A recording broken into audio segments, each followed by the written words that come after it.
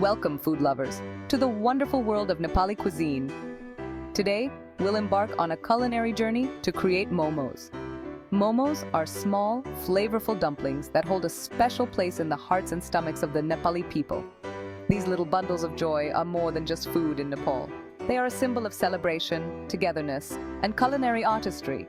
Imagine sinking your teeth into a soft, pillowy dough, revealing a burst of savory filling inside. That's the magic of momos. Whether you're a seasoned chef or a cooking enthusiast, this step-by-step guide will equip you with the knowledge to create authentic Nepali momos in your own kitchen. Get ready to impress your family and friends with your newfound culinary skills. Before we embark on our momo-making adventure, let's gather all the necessary ingredients. Don't worry, most of these ingredients are readily available in your local grocery store. For the dough, we'll need all-purpose flour, a pinch of salt, and water. These simple ingredients will form the foundation of our delicious momos. Now, let's move on to the star of the show, the filling.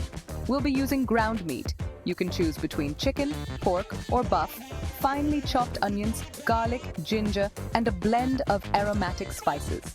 The spices are what give Nepali momos their unique and irresistible flavor. So, are you ready to transform these simple ingredients into culinary delights? Let's begin. The foundation of any great momo lies in its dough. A well-made dough ensures that the momo wrappers are soft, yet sturdy enough to hold the delicious filling inside. We'll start by combining all-purpose flour and a pinch of salt in a large mixing bowl. The flour provides the structure, while the salt adds a subtle depth of flavor. The salt not only enhances the flavor, but also strengthens the dough. It helps in tightening the gluten strands, making the dough more elastic and easier to work with. Gradually add water to the flour mixture, mixing continuously with your hands until a smooth and pliable dough comes together. The water should be added slowly to ensure the right consistency. Kneading is crucial for developing the gluten in the flour, which gives the dough its elasticity. This process involves stretching and folding the dough repeatedly. Knead the dough for about 10 to 15 minutes until it becomes smooth and springs back when touched.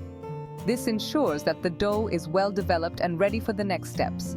Once the dough is kneaded to perfection, cover it with a damp cloth and allow it to rest for at least 30 minutes.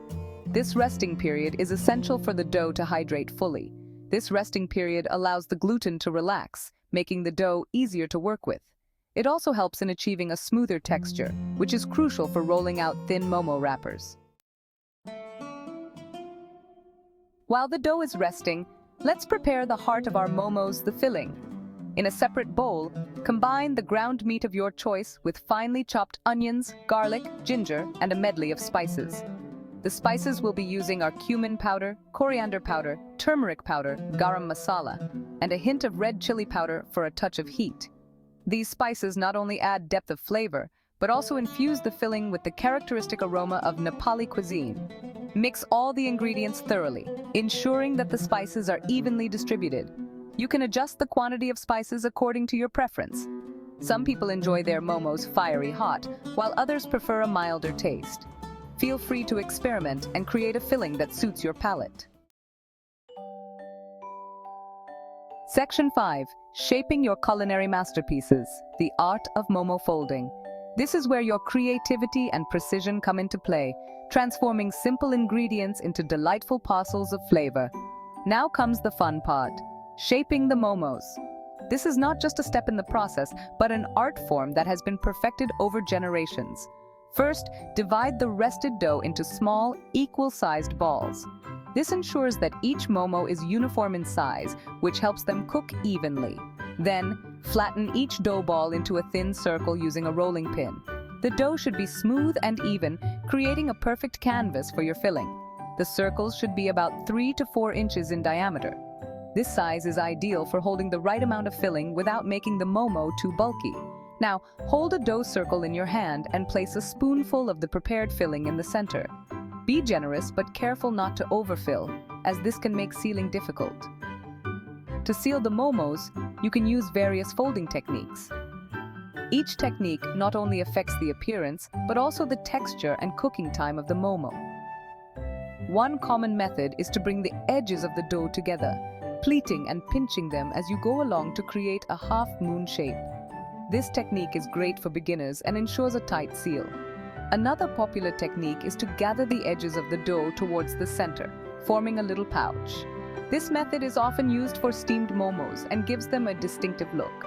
The choice of folding technique is entirely yours. Feel free to get creative. Experiment with different shapes and styles to make your momos stand out.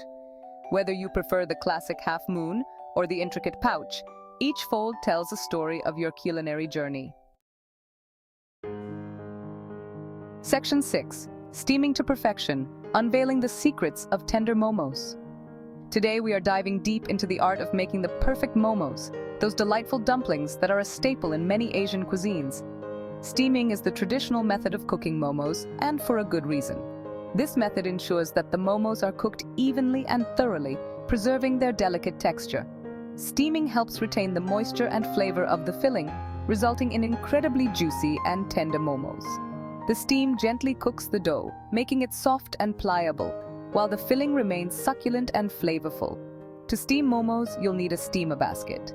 This can be a traditional bamboo steamer or a modern metal one, depending on what you have available. Grease the steamer basket with oil to prevent the momos from sticking. This step is crucial as it ensures that the momos can be easily removed once they are cooked, without tearing the delicate dough.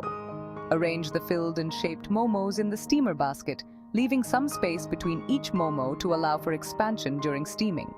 This spacing is important as it allows the steam to circulate freely, cooking each momo evenly.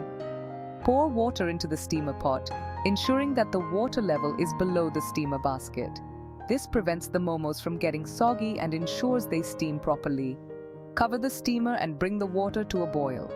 The lid traps the steam inside, creating the perfect environment for cooking the momos.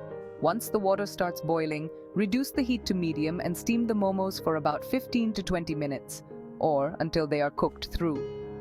The exact time can vary depending on the size and thickness of the momos, so keep an eye on them to ensure they don't overcook. Section 7. The Dipping Sauce Symphony, elevating your momo experience. No momo experience is complete without a delectable dipping sauce. The dipping sauce adds a burst of flavor to the momos, complementing the savory filling perfectly.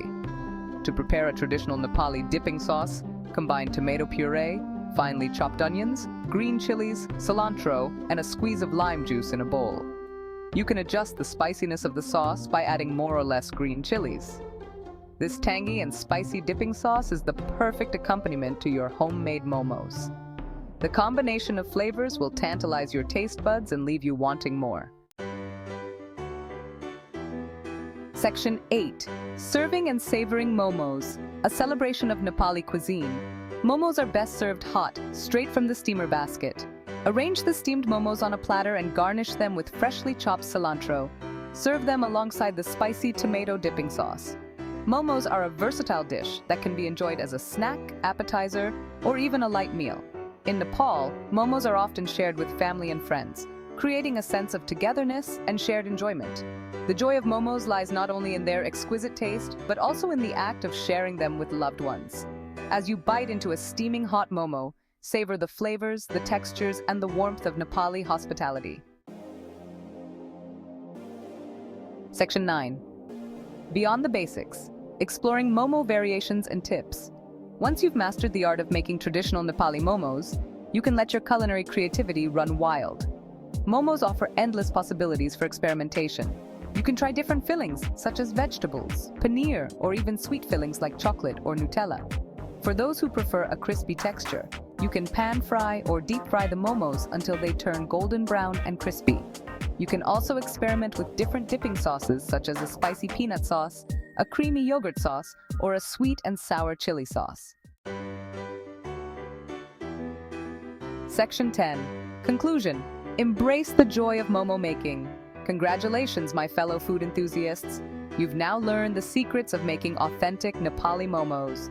From kneading the dough to steaming the momos to perfection, you've embarked on a culinary adventure that has transported you to the heart of Nepal.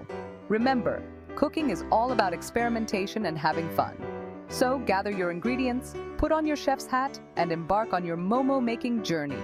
Don't forget to share your culinary creations with your loved ones and spread the joy of Nepali cuisine. Happy cooking!